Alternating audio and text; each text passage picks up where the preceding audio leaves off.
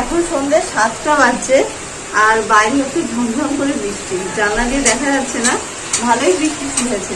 আর এই বৃষ্টির মধ্যে মা আজকে পকোড়া ভাজছে।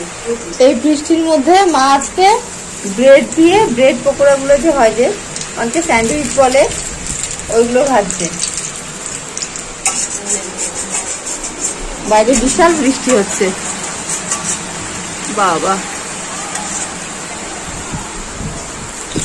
এখানে এই যে ব্রেড গুলোর মধ্যে আলুর পুর দিয়ে রেখেছে। ও ভাই সাইড গুলো কাটুনি। ব্রেডের মধ্যে আলুর পুর দেওয়া, এখানে ব্যাটার তৈরি করা আছে, আর কিছুটা আলু রেখেছে, শুকনো লঙ্কা দিয়ে মাখবে, মেখে চপও ভাজা হবে, আলুর চপ।